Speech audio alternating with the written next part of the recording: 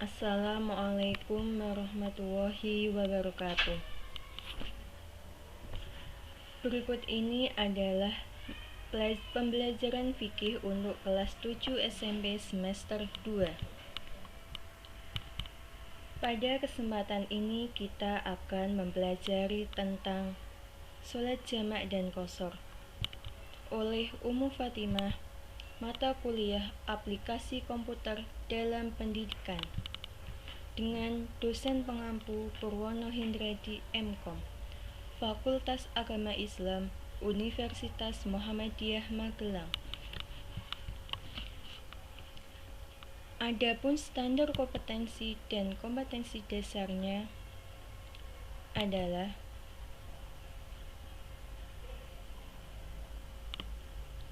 standar kompetensi: memahami tata cara sholat jamak dan qashar. Sedangkan kompetensi dasarnya adalah 1. Menjelaskan sholat jamak dan qashar. 2. Mempraktekkan sholat jamak dan qashar.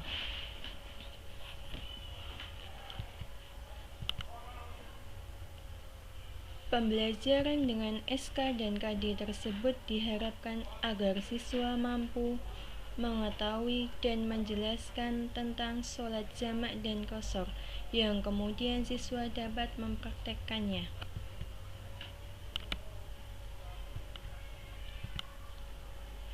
Sholat jamak. Ada kalanya kita dalam beberapa waktu mengadakan perjalanan, misalnya study tour, mengunjungi rumah kakek dan nenek. Terkadang juga kita mengalami sakit hingga kita tidak bisa bangun. Dengan keadaan seperti itu, tentu kita akan mengalami kesulitan dalam menjalankan ibadah sholat.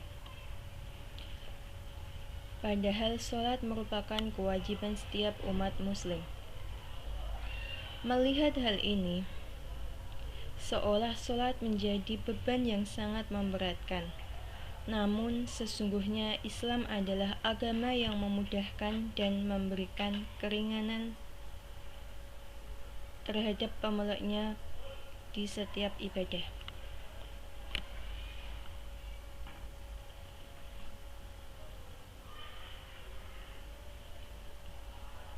Di dalam sholat kita akan mendapatkan keringanannya, yaitu dengan sholat jamak. Jamak secara etimologi adalah mengumpulkan, sedangkan arti sholat jamak secara istilah adalah mengumpulkan atau menggabungkan dua sholat fardu yang dikerjakan secara bersama-sama dan berturut-turut. Adapun contoh dari sholat jamak yaitu menggabungkan waktu sholat duhur dan asar dengan dikerjakan pada waktu asar atau sebaliknya. Hukum. Pada dasarnya, hukum melakukan sholat jamak adalah mubah atau boleh bagi orang muslim apabila telah memenuhi syarat. Sabda Rasulullah tentang sholat jamak yaitu A'udzubillahi minasyaitonirrajim. An Anas radhiyallahu anhu qala kana Rasulullah sallallahu alaihi wasallam idza rahilla qabla an tazigha samsu hira dhuhri ila waqtil asri summa nazala yazma'u bainakuma fa in zagha samsu qabla an yartahilla salat dhuhra summa raqib. Rawihu Bukhari wa Muslim. Artinya, dari Anas ia berkata, Rasulullah apabila ia berpergian sebelum matahari tergelincir, maka ia mengakhirkan sholat duhur sampai waktu asar. Kemudian ia berhenti lalu menjamak antara dua sholat tersebut. Tetapi apabila matahari telah tergelincir atau sudah masuk waktu duhur sebelum ia pergi, maka ia melakukan sholat duhur terlebih dahulu, kemudian beliau naik kendaraan. Hadis riwayat Bukhari dan Muslim. Dari hadis tersebut dapat disimpulkan bahwasanya Rasulullah pernah menjamak sholat karena ada suatu sebab, yaitu berpergian. Hal ini menunjukkan bahwa menggabungkan dua sholat diperbolehkan dalam Islam, namun harus ada sebab tertentu. Adapun syarat-syarat dibolehkannya sholat jamak yaitu 1. Dalam perjalanan jauh minimal 81 km. Hal ini menurut kesepakatan sebagian besar imam mazhab atau musafir. 2. Perjalanan itu tidak bertujuan untuk maksiat. 3. Dalam keadaan sangat ketakutan atau khawatir, misalnya perang, sakit, hujan lebat, angin topan, dan bencana alam. Dalam melakukan sholat jamak ada dua cara, yaitu pertama, jamak takdim.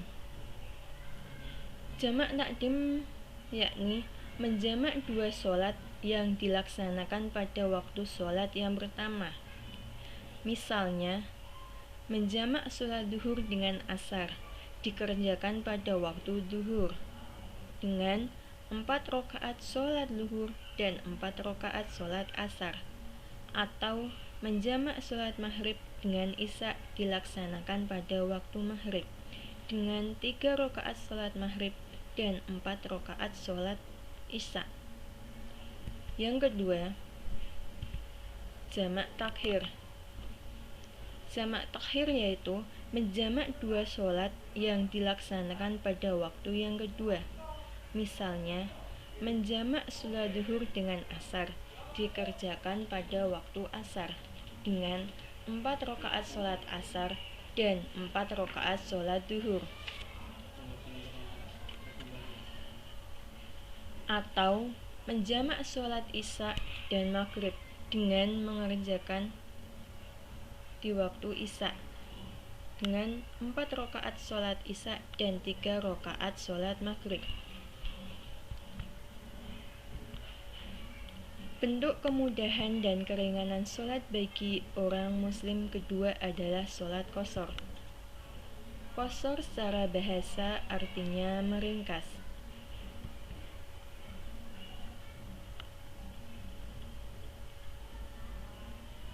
Pengertian sholat qashar adalah sholat yang dipendekkan atau diringkas, yaitu melakukan sholat fardu dengan cara meringkas dari 4 rakaat menjadi 2 rakaat.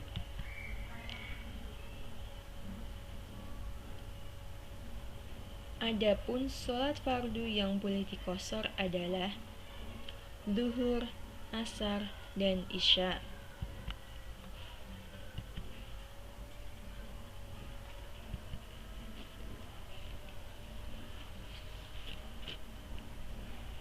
Hukum dalam melaksanakan sholat qashar adalah mubah atau boleh apabila syarat telah terpenuhi. Adapun firman Allah yang menerangkan tentang sholat qashar adalah Quran Surat An-Nisa ayat 101 yang berbunyi, A'udzubillahi minasyaitonirrajim. Wa idza darabtum fil ardi falaysa 'alaikum junahun an tafsuru minas shalah in khiftum yaftinakumul ladina kafaru innal kafirina kanu lakum aduwwan mubina, yang artinya, dan apabila kamu bepergian di muka bumi, maka tidak mengapa kamu mengqashar sholatmu. Jika kamu takut diserang orang-orang kafir, sesungguhnya orang-orang kafir itu musuh yang nyata bagimu. Quran Surat An-Nisa ayat 101.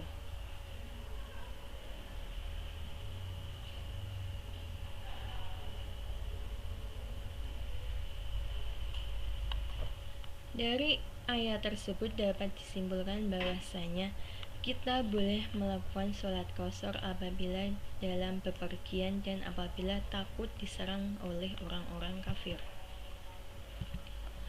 Adapun syarat diperbolehkannya sholat qashar adalah 1.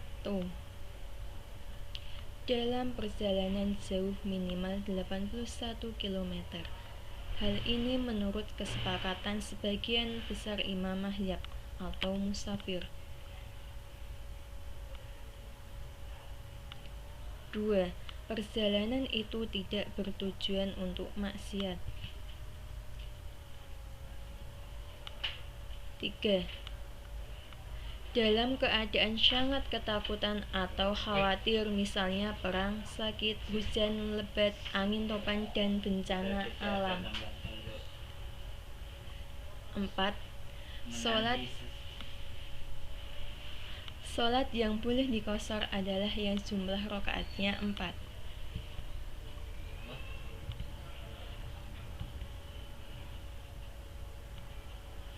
Sholat jamak qashar.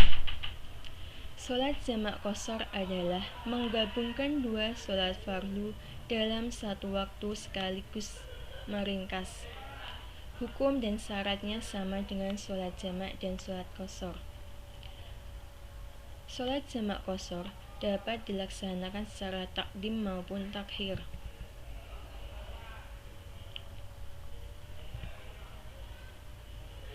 Adapun tata cara sholat jamak dan qashar adalah 1. Berniat sholat dengan jamak takdim atau takhir. 2. Takbiratul ihram. 3. Sholat, misalnya sholat zuhur 4 rakaat, 4 salam. 5. Berdiri niat untuk melaksanakan sholat kedua dengan jamak takdim atau takhir. 6. Takbiratul ihram. 7. Sholat, misalnya sholat asar 4 rakaat, 8 salam. Untuk pelaksanaan sholat qashar sama tata caranya dengan sholat jamak. Diniatkan untuk sholat dengan qashar dan meringkas rakaatnya.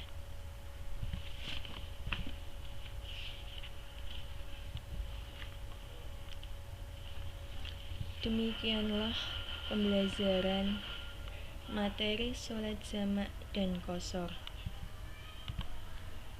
Semoga dapat bermanfaat bagi saudara-saudara dan terima kasih atas perhatiannya. Wassalamualaikum warahmatullahi wabarakatuh.